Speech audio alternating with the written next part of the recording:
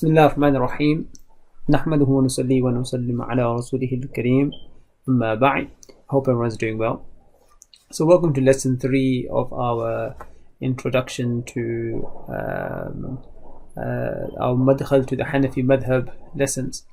And over the last 2 lessons we have tried to cover some of the major features of fiqh in the time of the Messenger of Allah sallallahu alaihi wasallam, and then during the era of the Sahaba, and briefly the Tabi'een. And we also noted the distinction between the distinction that occurred in the early period of geographical schools. So some of the reading that you'll be given were such as the writing of Wail Halaq. He would kind of explore this a bit more, of the phenomena of jurisprudential schools being divided into geographical locations. And for our purposes, the 2 most dominant geographical locations to actually have a school of thought is the location of Kufa and the location of Medina. Now Medina and Kufa are significant because their geographical schools survived till our day through the Maliki and the Hanafi madhab. So when we talk about the school of, let's say, Mecca or the school of Sham, we don't actually have, meaning the school has not survived. Opinions have survived. We may hear about certain specific individuals, but as a whole, the madhab of Sham, the madhab of Mecca, or any other of those geographical locations have not survived down to our time period. Therefore, our focus tends to be on these 2 schools. That's point number 1. And so what we're looking at today, which is what exactly, well, there's 2 questions that we need to answer before we kind of get to Imam Abu Hanifa.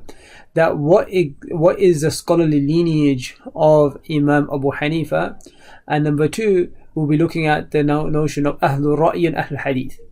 So today's lesson, the purpose of it is to look at the scholarly lineage of Imam Abu Hanifa, and then our following lesson we'll be looking at the division of Ahlul Ra'i and Ahlul Hadith, and then we'll start our introduction to the life and times of Imam Abu Hanifa and his immediate companions. Now, the place of Kufa, so this is our first thing to look into, is the place of Kufa was a hub for the Islamic sciences.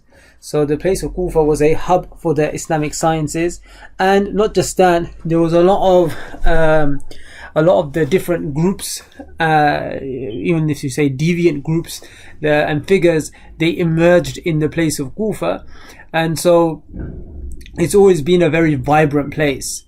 But alongside that, we have the phenomena of a whole host of Sahaba moving to Kufa and staying there. And Kufa is also the place where Ali bin Abi Talib radiyallahu anhu, he moves the capital of the Khilafah to Kufa.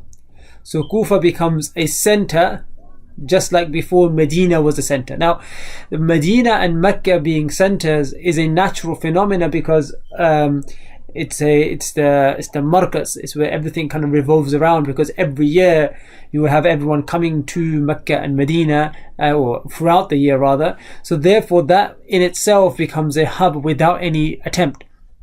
Kufa on the other hand, right, it becomes a hub for the fact that the Khilafah is moved there, and some of the senior Sahaba that had moved to Kufa. Now, there's a very useful book written by, and a very famous work, which is relatively small, written by Imam Zahid al-Kawthari, which is called Fiqh al-Iraq.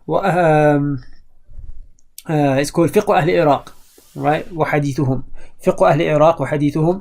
And this risala of Imam al-Kawthari, who's one of the last Ottoman scholars, a very famous scholar for his contribution to the Hanafi madhab, and someone that we will look at and some of his views in the future, inshallah. So he wrote an introduction to the famous takhrij of Hidayah, which is named or known by the name of Nasb al-Raya, written by Imam al-Zayla'i. So his introduction was to that book, which is a takhrij of the ahadith of Hidayah, but this introduction was then published separately as a work, which is called Fiqh al-Iraq. The ideas in Fiqh al-Iraq you will see further developed and expanded on by other scholars, more recently by, and someone who we mentioned a few times, and this is going to be mentioned consistently throughout because the base material that we'll be using, the foundational material, is from Shaykh Salah al-Hajj, and he kind of further develops this. So in his work Al-Madkhal al-Mufassal, he kind of expands upon the ideas of Imam Zahid al-Kawthari. Now Imam Zahid al-Kawthari, in his Risala, he argues and demonstrates how Kufa was a hub. Now why is this important? To demonstrate the fact of the numerous Sahaba and the Fuqaha amongst the Tabi'een that lived in Medina, because it shows you that the notion of tawaruth, which is inherited fiqh, and this is a unique feature of the Maliki and the Hanafi madhab. What do I mean by this? And this is something that again we will be noting again in the future, is that the positions of Imam Malik and the positions of Imam Abu Hanifa, they are part and parcel of a tradition that has been transmitted down to them. This is why you rarely find a position held by Imam Abu Hanifa. So even if you get an opinion of Abu Hanifa which is not held by the majority of scholars, you will usually find a precedent for Abu Hanifa within the Kufan school before him. And why is that important? Why is that significant? It means that there were positions that Imam Abu Hanifa that he holds that was held within the time of the Sahaba, if not by the Sahaba. So even if you do not, so I'll give you one example, but we're going to give examples there. By one example, you have the case of Salatul Istisqa, the rain prayer. So Imam Abu Hanifa does not recognize the rain prayer, but there seems to be a very authentic hadith which shows that the Messenger of Allah ﷺ prayed the rain prayer. Now, without going to the debate of how Imam Abu Hanifa justified his rejection of such a notion as istisqa, as a Salatul Istisqa, we can say, well, where did he get this from? And you find that this is found through the position was held by Ibrahim al-Nakha'i, and Ibrahim al-Nakha'i is from the senior tabi'een, right? He's from the tabi'een, from the fuqaha, the tabi'een, the imams of the people of Kufa, one of the inheritors of the fiqh of Abdullah ibn Mas'ud radiyallahu anhu. So even if you may want to criticize Imam Abu Hanifa, that's fine, but then the position has the precedent which goes very early on to the era of the Sahaba, right, or the senior tabi'een. So even if you do not accept the criticism against Imam Abu Hanifa will really be of a position that he holds on his own. It will usually be based on the precedents. And if then you can demonstrate that the place of Kufa was a scholarly hub with all these ulama. So if you have people like Ibrahim Nakha'i saying, for example, in the issue of Raf' al-Yadayn, not raising their hands in Salah except for the first takbir, Ibrahim Nakha'i says, I didn't see anyone do it. But if, for example, I'm living here in London 50 years ago, and I say to you that in London I've not seen anyone perform Raf' al-Yadayn, the objection will come and say, well, so what? Who is there in London that has this kind of rank that the fact that you didn't see Raf' al-Yadayn makes some sort of evidence? But when Ibrahim al-Nakha'i saying that I saw no one do Raf' al-Yadayn except in the first takbir, right, then that shows that and then I can demonstrate the Sahaba and the fuqaha, the tabi'un that were there in Kufa. So then that statement starts to have much more weight to it. You can't just dismiss it outright. And this is something that other later madhabs do not have the luxury of, the issue of tawaruth, inherited practice. And the inherited practice of Medina is well established, the Amal Ahl Medina. But if we can demonstrate there being this scholarly hub starting from the Sahaba and then passed down to the Tabi'un in Kufa, then you can also have a amal of the Ahl Kufa. And this is something that Imam al-Kawthari argued for, and this is something that Shaykh Salah al-Hajj not only argues but demonstrates. How does he argue and demonstrate? In his Madkhal al-Mufassal, right, which again this would be material that you'll be accessible to. Because of the short span of time that we have, we can't sit and sift through these books and read it in much more detail as I want to. So that's why a lot of reading should be the reading should be done so you can fully appreciate what's being said. Is that he demonstrates by saying, here are all the scholars that were in Kufa, here are their biographies, and here's what has been said about them. Right? So he will mention from the Sahaba that were there. Sa'd bin Waqqas radiyallahu anhu, Ammar bin Yasir radiyallahu anhu, Abdullah bin Mas'ud radiyallahu anhu, Ali bin Abi Talib radiyallahu anhu, Anas bin Malik, and you can go on and on of the Sahaba that were in Kufa, and then the Ashab of Abdullah Mas'ud and other scholars that were from the Tabi'un that were in Kufa as well. Right, so he lists them, and there's so many of them, senior scholars, and gives biographies for them. So not only do we have to accept the argument to say, oh, there were people in Kufa that were great, he actually lists them and say, here are the people in Kufa. Once we realize that, and then we understand that the Hanafi madhab, Imam Abu Hanifa, is a product of this school, this vibrant, elaborate school which has so many great scholars, then you can't dismiss the inherited practice of Kufa, just like you shouldn't dismiss outright the inherited practice of Medina. Does that make it a hujjah?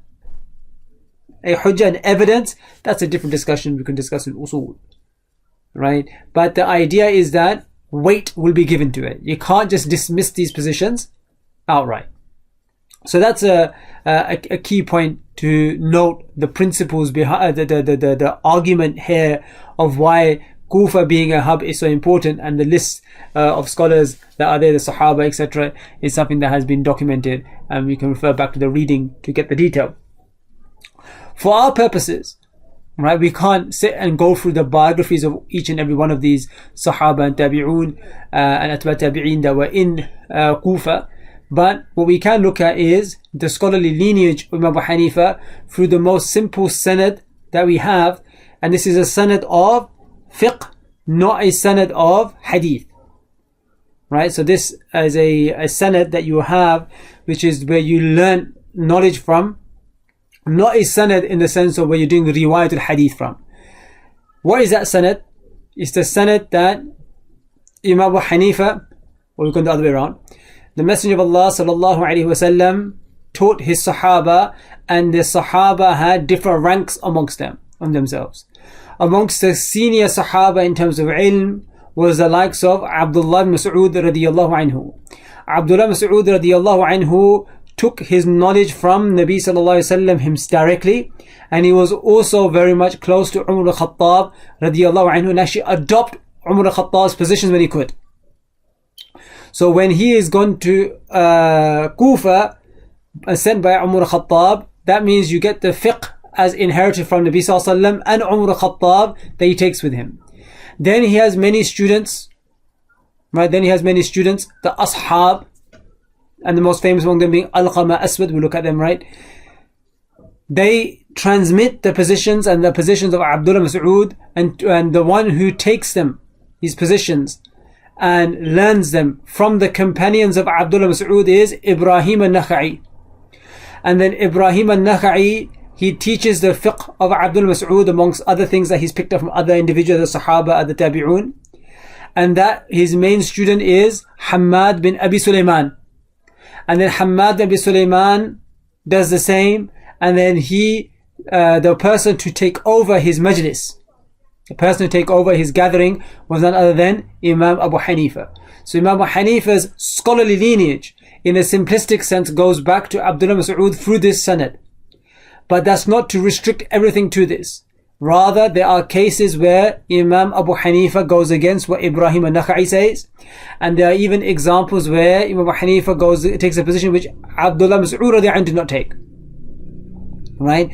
So this is a scholarly lineage, a relationship of ilm and taking on what the scholar has said, adopting their methodology. Is not a relationship of pure taqleed, which is that because so-and-so said so, I accept it. Right? So therefore, finding positions where they may go against one another is not an evidence to say that one was not adopted the scholarly lineage, has not adopted the scholarly methods of the teacher that they have taken on. But we want to restrict ourselves to these names for the purpose of simplicity. Now, who was Abdullah Mas'ud radiyallahu anhu? So just so we can understand, out of all these names, just the few that we've picked out, which are the most famous, and kind of demonstrate the lineage of the Hanafi madhab, is Abdullah Mas'ud radiyallahu anhu, known as Faqih al-Kufa. This biography of Abdullah Mas'ud, I'm reading from Sheikh Saab al-Hajj al-Madkhal al-Mufassal. He writes, أحد أذكياء العالم وهو من أوائل من أسلم. He's from the early people to accept Islam. Ibn Mas'ud radiyallahu anhu says that قد رأيتني السادس ستة. He goes, I see myself as being the sixth person to accept Islam. وما على ظهر أرض مسلم غيرنا. So I mean, there's only 6 of us. I was one among 6 people, and there was no other Muslims.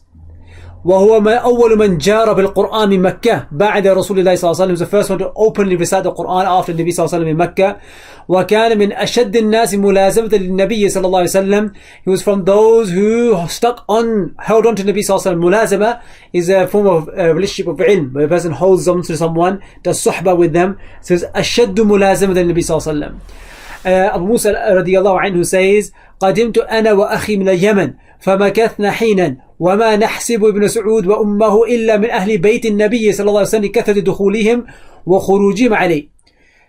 Abu Musa al-Ash'ari radiyallahu anhu says that he goes, when I came, me and my brother from Yemen, we stayed for a time, and we used to think that Abdullah Mas'ud and his mother are from the family of Nabi sallallahu alaihi wasallam because of how much they used to stay with him.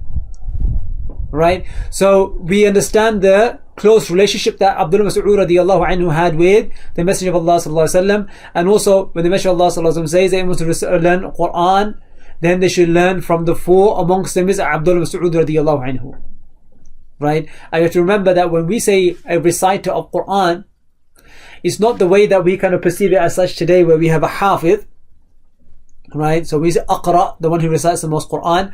You have someone who has memorized the whole Quran, can recite with amazing tajweed, but doesn't understand the Arabic language. So that person, we can still refer to him as a Qari. But in the past, no understanding of someone who could recite a lot of Quran, being a Qari of Quran, also was a way of affirming a person's knowledge of the Quran. So that's why when Abdullah Mas'ud is praised as being a person who has amazing knowledge of the best recitation of Quran, that's also affirming the knowledge of Abdullah Mas'ud radiyallahu anhu as well. فعن أبي الأحوص رضي الله عنه قال كنا في دار أبي موسى مع نفر من أصحاب عبد الله وهم ينظرون في مصحف فقام عبد الله فقال أبو مسعود ما أعلم رسول الله ترك بعده أعلم بما أنزل الله من هذا القائم. فقال أبو موسى أما لئن قلت وذاك لقد كان يشهد إذا غبنا ويؤذن إذا حجبنا. So Abu al-Ahwas radiyallahu anhu says that we were in the house of Abu Musa, and we were with the companions of Abdullah Mas'ud, and they were looking at a mushaf. So Abdullah stood up. So Abu Mas'ud said, I don't know anyone after I don't know that mashallah left anyone more knowledgeable than what Allah Ta'ala has revealed, more than this person who is standing, meaning Abdullah Mas'ud radiyallahu anhu. So this is Sahaba affirming the knowledge of Abdullah Mas'ud radiyallahu anhu. And then Abdullah Mas'ud radiyallahu anhu in the famous back and forth that he had with Uthman ibn Affan during the time of the Jam' Mus'haf. This is again not the time to discuss this, but just briefly so we can understand for our purposes, is that Uthman ibn Affan radiyallahu anhu, he gathered to write the Mus'haf, so he chose Zayd ibn Thabit for the task. When Abdullah Mas'ud radiyallahu anhu found out about this, he was offended by the fact that he was not asked to do this task, and so he stood up and he said, he goes لقد قرأت على رسول الله بضع وسبعين سورة ولقد علم أصحاب رسول الله أني أعلم بكتاب الله. So he goes that I had recited upon the Messenger of Allah over 70 surahs, meaning directly. Of course, he did the whole Quran, but what he learned directly from the Messenger of Allah was this much. And the companions of Nabi Sallallahu Alaihi Wasallam know that I am the most knowledgeable of the Book of Allah. وَلَوْ عَلِمَ أَنَّ أَحَدًا أَعْلَمَ مِنِّي لَرَحَّتُ إِلَيْهِ. Because if I knew anyone to be more knowledgeable than me, I would travel to them. And the fact that I'm no longer traveling to them, it shows that I am the most knowledgeable. And then the full narration is very nice, because when Abdullah Mas'ud says this, he senses that people may, or himself may have felt that this seems like a statement of arrogance. He goes, وَمَا أَنَا بِخَيْرٍ, but I'm not the best of them. I'm not the best of them. And he sat down quietly because he sensed that people may suggest it as being a pride. But this is not a statement of pride. Why? This is called tahdith bin ni'mah. It's narrating the blessing Allah Ta'ala has given you. So for example, if someone asks me and says, I don't know, can you speak English? I'll say, yes, I can speak English. Right? But that's not called something with you. You won't say that's pride because I'm telling you a fact. And then if I know that I am the most knowledgeable about a given field in a room, I say, I am the most knowledgeable. That's not arrogance. That's tahdith bin ni'mah. I'm telling you the blessing of Allah. But when would it be tahdith bin ni'mah? As long as when I say so, I believe that it's the ni'mah of Allah Ta'ala that I can do this, not from my own doing. So when Sahaba like Ibn Mas'ud says this, it's not a statement of arrogance, it's a statement of fact, because this is what they think that it's the ni'mah Allah Ta'ala has given them. So this is not in any way seen as negative. So this is the person that Abdullah Mas'ud radiyallahu anhu was, and so the knowledge that he had, and so then he was eventually sent to Kufa. And when he went to Kufa, what Abdullah Mas'ud radiyallahu anhu did, which is not found amongst many of the Sahaba, probably found Abdullah ibn Abbas radiyallahu anhu, was that he cultivated students. And this is very important, and I think is sometimes downplayed when people don't realize the significance of what a good teacher can do. So we always have this kind of binary of, we talk about talent versus hard work. Right? So if you have talent and someone's doing hard work, then the hard work would eventually surpass talent, if the talent is always hard work. But if the talent comes with hard work, then you have a ideal situation with these, which is the elite. Similarly, when it comes to being a teacher, a person may not be the best in a given field, but may be a great teacher. And there are people that are experts in their field but are not great teachers. Right? So the two do not necessitate each other. You can have sometimes someone who's more knowledgeable, and being so knowledgeable actually makes a hindrance for them to be a good teacher. Why? Because they are constantly trying to explain to students things that they don't necessarily require explanation for themselves. It comes to them naturally. So the likes of Abdullah Mas'ud radiyallahu anhu was someone who had great knowledge but also cultivated students.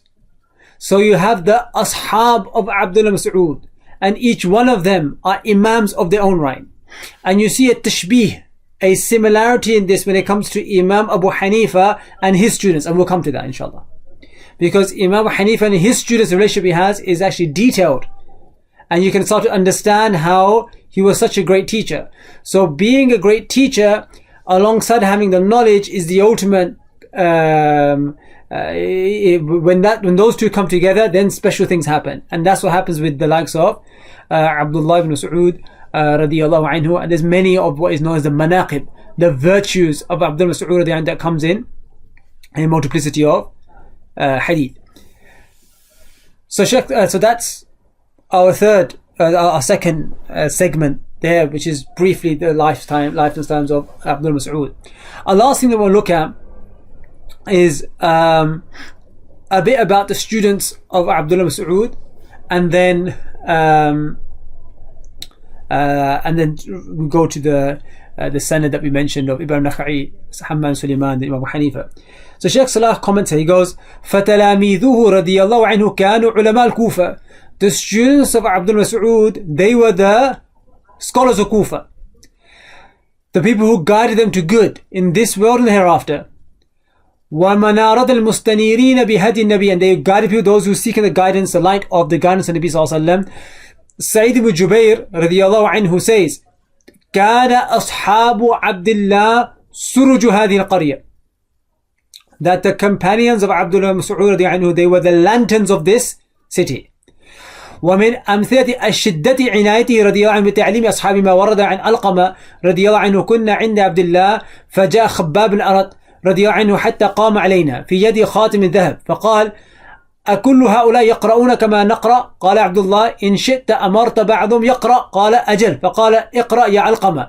فقال فلان أتأمر أن يقرأ وليس بأقرأنا؟ قال عبد الله إن شئت حدثتك ما قال الرسول صلى الله عليه وسلم في قومي وقومك. قال فقرأت 50 آية من سورة مريم. فقال عبد الله, and the narration goes on, just to give the idea of this, right, is that this narration that he's citing here, which is cited by Sir A'lam Nubala, this is with the Sahih Sanad. Right, this report goes back where the Sahabi Khabbab bin Arat radiyallahu anhu comes to Abdul Mas'ud, and Alqama goes that we were with him. So the Sahabi comes and he says, and he had a gold ring in his hand. And he said, are all of these people able to recite the way kama taqra, the way you read? Right, the recitation of the Quran, can they read the way you read Quran? He goes, if you want, ask any of them to read. Right, so he goes, fine. So Abdul Mas'ud goes, so he goes to him, Iqra ya Alqama, you read. Someone said, why are you asking Alqama to read when there are people that are more proficient than him? And I'm going to ask whoever you want to read. And the narration goes on. Purpose being here is that this is a relationship of a person have a student, a teacher with his students, and one who has tested the competency of their student. It's not one of those gatherings where there's hundreds of people there, you're just dictating, you don't know who's who. He has an intimate relationship with them, therefore he knows the competency, therefore he can vouch for them and say, look, ask it if you want, ask that person you want. So this is what I mean by the building up of the students of Abdullah ibn Mas'ud radiyallahu anhu. So that's the key figures when it comes to the cultivating of the students of Abdullah Mas'ud radiyallahu anhu. So we can then move on to who are the ashab of Abdullah Mas'ud. So I'm just going to mention the names as comes from the ashab of Abdullah Mas'ud, and then we can we're not going to go through the biographies of each of them, but we can go through. These are found in books like the Sir A'lam Nubala and other such works that have gathered the names of them. Here Sheikh Salah mentions, he goes that Sheikh Allama Abdul Sattar Sheikh, who's got a book called Ibn Mas'ud Amid wa Hamalat al-Quran wa Kabir Fuqaha al-Islam. It's Abdul Sattar Sheikh. He's kind of gathered from looking at the various books like Siyar and other books of history, and listed the names of the companions of Abdul Mas'ud, the students of Abdullah Mas'ud, and they are the following. And just to give you a feel, I'm not going to read the whole thing. He names 150 students of Abdullah Mas'ud, the likes of Tariq ibn Shihab, Qais ibn Abi Hazim, Rafi ibn Abi Rafi', Suwayd ibn Ghafla, Aswad ibn Yazid, Masruq ibn Ajda', Sa'id ibn Imran, Nazzal ibn Sabra, Zahra ibn Khamisa, Ma'di Kadib, Alqam ibn Qais, Abid ibn Qais, Abu Wa'il, Zayd ibn Wahab, and so on and so forth. And as you go through them, there'll be names that you will recognize as great imams or in their own right. Right? And then from amongst them, the famous names, right, to be aware of. And what I'll ask you, everyone to do here is that as I name the names, note them down, and then you can go back to the reading if you want of Sheikh Salah al-Haji's work, or you can you can Google them in Arabic. You will find biographies of them and you can note them down. These are the famous ashab of Abdullah Mas'ud. So you have number one is Alqama ibn Qais al-Nakha'i, right? Alqama ibn Qais al-Nakha'i. Number two, Masruq ibn Ajda' al-Hamdani. Right, Masruq ibn Ajda'. Number two, we have Al-Harith ibn Abdullah Al-A'war Al-Hamdani. Al-Harith ibn Abdullah Al-A'war. You have Abida ibn Amr Al-Muradi Al-Salmani. Abida Salmani, you must have heard the name before. That's number four, right, known as Abu Muslim. You have Amr ibn Maymun Al-Awdi. Number five, Abdullah ibn Habib Al-Kufi. That's number six. You have Aswad ibn Yazid ibn Qais al-Nakha'i, right, the famous Imam Aswad, right, that's number seven. Number eight, you have Shuraih ibn Harith al-Kindi al-Kufi, Abu Umayyah, right, this was actually, he was a Mukhadrami. Mukhadram means the one who was Muslim at the time of Nabi Sallallahu Alaihi Wasallam but never saw the Messenger of Allah, right, so he's from the companions of Abdullah ibn Mas'ud. Number nine, Zir ibn Hubaysh, right. Number 10, Suwayd ibn Ghafala. Number 11, Abdul Rahman ibn Abi Layla. They have Shaqiq ibn Salam al-Asadi, Abdul Rahman Abdullah ibn Mas'ud al-Hudali, Qais ibn Abi Hazim al-Ahmasi. That's number 14.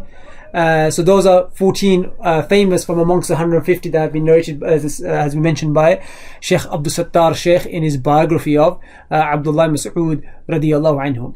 Then you move on to what is known as Ashabu Ashabihima, the companions of their companions.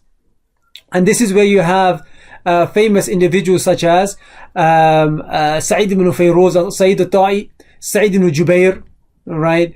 Rib'i ibn Hirash, عامر بن أبي موسى الأشعري, سالم عبد الجعد الغطفاني, Yahya ibn Abi Wathab, Amir ibn Sharahbil al-Sha'bi, the famous Amir al-Sha'bi, Sa'd ibn Abida Salmani, and so on and so forth. But the one that probably the most famous out of all of these, the one that we want to focus on for a brief moment, is Ibrahim ibn Yazid ibn al-Aswad al-Nakha'i, known as Ibrahim al-Nakha'i, who's the Faqih Ahl Kufa and the Mufti, right?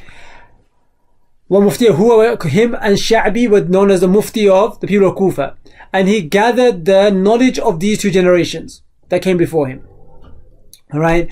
And after he had learned from Alqama, Abu Nu'aym says أدرك إبراهيم أبا سعيد الخدري وعاشد عنهم ومن بعده من الصحابة عنهم. So he did meet certain Sahaba, therefore he's from the Tabi'un, but his knowledge is rarely transmitted right from Sahaba, rather he transmits from the companions of the Sahaba, right? Sha'bi says that when he was about to pass away, نعي العلم خلف بعده مثله فإنه نشأ في أهل بيت فقه فأخذ فقههم ثم جالسنا فأخذ صفو حديثنا إلى فقه أهل بيته فمن كان مثله, right? In excessive praise, saying that he was someone that studied knowledge at a young age, he was brought up amongst knowledge, and he learned, so there's no one similar to him. Such that even Ibrahim Nakha'i, because there's like an exception to the rule in the ulum al-hadith, because generally in the science of hadith, if a person narrates a hadith from a person and they don't mention the person in the middle, they drop the person in the middle, that's called mursal or munqati', and that's considered as being a da'if report. But with the case of Ibrahim Nakha'i, his marasil, when he narrates from Sahaba, for many of the muhaddithun have actually considered as being authentic.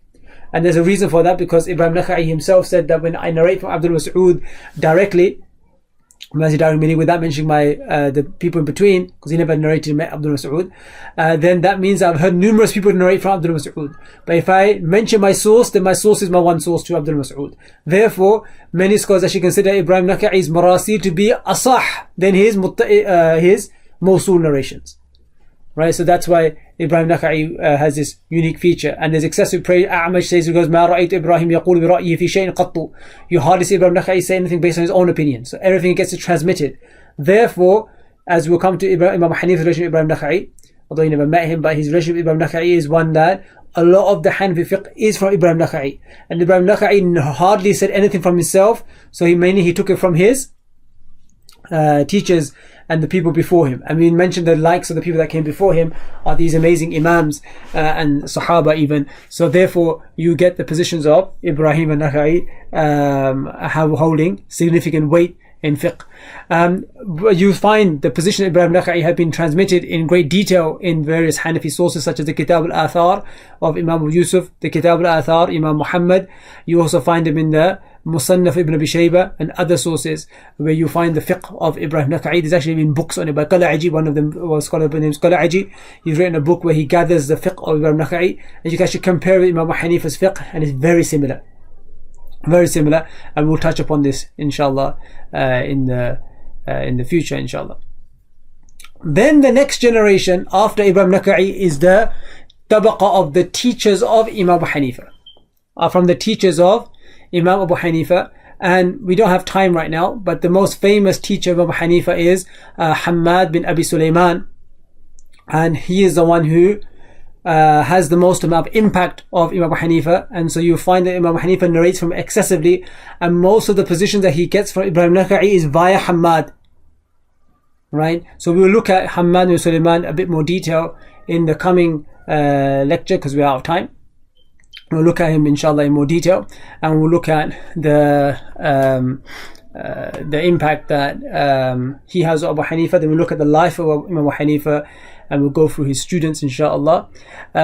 We'll also start to delve into this discussion of Ahlul Ra'i and Ahlul Hadith and some of the unique features of the Hanafi madhab. We are quite restricted of time, so therefore things are mentioned in quite a significant amount of summary.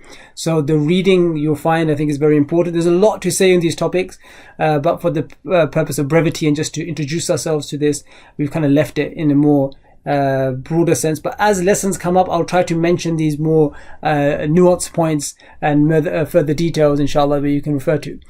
So hopefully, what should be clear today is the scholarly lineage of the Hanafi madhab, why Kufa is so important, and why the amal of Kufa, the inherited practice of Kufa, is significant and on par or similar to the amal of Ahl Medina. There is a slight difference, and I'll explain that slight difference inshallah in the coming, when we talk about Athar Hadith and some of the more details about Amal of Ahl Kufa in the future inshallah. But there is some form of parallel that you can do because of the significant scholars that were in Kufa, just like there were significant scholars that were in Medina as well.